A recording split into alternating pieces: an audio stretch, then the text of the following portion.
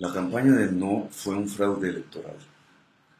Apenas unos días después del plebiscito se ha descubierto por confesión misma del gerente de la campaña del no, el ex senador Juan Carlos Vélez Uribe, que poderosos empresarios financiaron la campaña, entre ellos el propietario del canal RCN y de Gaseosas Postobón, Carlos Ardila Lule, y que dicha financiación sirvió para construir una estrategia que buscaba engañar a los sufragantes con temas que no tenían que ver con los acuerdos de La Habana y que buscaban indignar a los electores y hacerles votar a favor del no.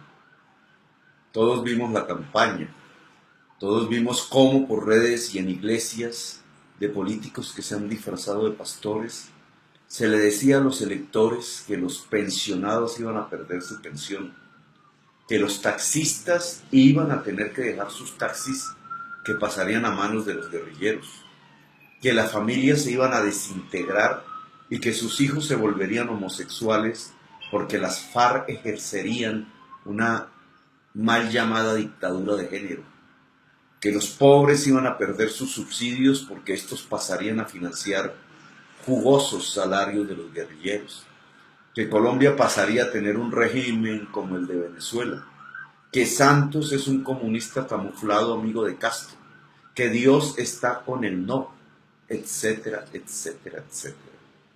Hasta manipularon el video de una vieja entrevista mía, lo editaron y lo hicieron aparecer como si yo invitase a votar por el no. Video profusamente repartido a un alto costo económico. Cometieron un crimen. El engaño al sufragante es un delito tipificado en el Código Penal y tiene pena de prisión. Aunque no nos guste escucharlo, los directivos de la campaña del no que difundieron esta estrategia engañosa son unos delincuentes. Agravada su actitud con el hecho de que el fraude electoral no servía para obtener unas curules simplemente, sino para mantener al pueblo sumido en la guerra. Su engaño buscaba que se mataran más colombianos entre sí. Estamos tan acostumbrados al engaño al elector, a la compra de votos, que consideramos esto como cosas normales de la democracia. La realidad es que nuestra democracia ha sido de mentiras y que la mayoría de quienes han hecho las leyes de Colombia lo han hecho en virtud de haber sido elegidos a través del fraude, del delito, la compra de votos. Tenemos un sistema político delincuencial que ha sido usado por los narcotraficantes para hacer la ley. Pero la confesión de Juan Carlos Vélez es más grave. Habla del uso del delito electoral ya no solo para hacer las leyes y obtener curules, sino para mantener la guerra en Colombia, para involucrar a millones de jóvenes en el conflicto armado fratricida del país, para condenarlos a la muerte y a la violencia. Jóvenes en su inmensa mayoría pobres y sin oportunidades en la educación pública de Colombia. Una estrategia electoral delictiva que necesita de bajos niveles de información y conocimiento de la gente. No nos extrañe por qué Pastrana y Uribe recortaron los recursos de la educación que había establecido la Constitución del 91. La única manera de mantener al pueblo en la guerra que lo destruye es a partir de la ignorancia. Pero es importante hoy saber qué buscan en realidad los dirigentes del no con la continuidad de la guerra en Colombia. Así pregonen otra falsedad, que están con la paz. Varios de los empresarios que financiaron el no están acusados de financiar a los grupos paramilitares, es decir, de apoyar el genocidio que desataron en Colombia. No quieren que un tribunal especializado los escuche en indagatorio.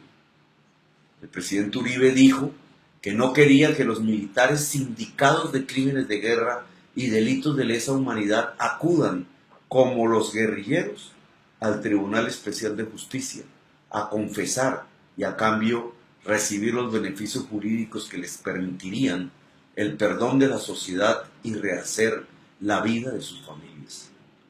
A Uribe le aterra que los militares sindicados confiesen y los sacrifica. Los lleva de lleno a la justicia internacional, con tal que su nombre no aparezca en las indagatorias como auspiciador de crímenes cuando fue gobernador de Antioquia o cuando fue presidente. El temor de Uribe arrastra al país a la sangre.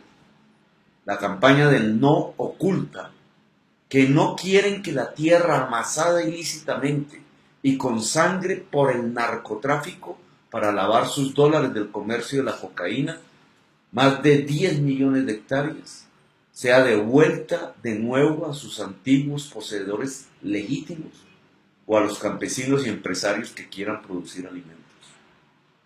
El engaño generalizado en la sociedad colombiana y triunfante en regiones antioqueñas, santanderianas y cafeteras es para ocultar uno de los peores hechos de la historia de Colombia: la acumulación de poder económico y político sobre la base de la muerte, el genocidio y el desplazamiento forzado en la sociedad. Y están a punto, gracias a la debilidad del presidente Santos y la derrota fraudulenta de su plebiscito, de condenarnos a todos a la guerra. Por eso, como nunca antes, la sociedad colombiana debe actuar. Los jóvenes, los llamados a la violencia, han dado el ejemplo. Se rebelan contra la guerra y salen a marchar por centenares de miles. Como lo hicimos en Bogotá Humana, debe ser permanente, una y otra vez. Pero esta vez debe alcanzar todos los rincones de Colombia. Al movimiento estudiantil ya desatado y que se organiza a partir de asambleas públicas en los parques, donde se coordinan las siguientes acciones y se evalúa la situación del país, debe articularse de manera organizada una fuerte movilización indígena y campesina por la paz, una movilización del mundo del trabajo, del barrio popular. Así rompemos el engaño tejido por los señores de la guerra en el barrio popular, en el municipio, en la ciudad. Se nos convoca a cabildo abierto, a un movimiento asambleario que debe tener todo el sentido constituyente del pueblo soberano. Hay que destituir el engaño, el oprobio, los señores de la guerra, sus empresarios, lo que nos lleva a la muerte fratricida. Hay que constituir lo que permite la convivencia. Hasta los acuerdos de La Habana, que deben ser respetados, se quedarán pequeños si como sociedad somos capaces de no tolerar el engaño y de salir en multitudes a constituir la paz. Nos tocó un momento histórico determinante para Colombia y vale la pena vivirlo y actuar con inteligencia y con contundencia. No son los tiempos de quedarnos en casa, son los tiempos de la acción democrática y masiva, el tiempo de las multitudes constituyentes.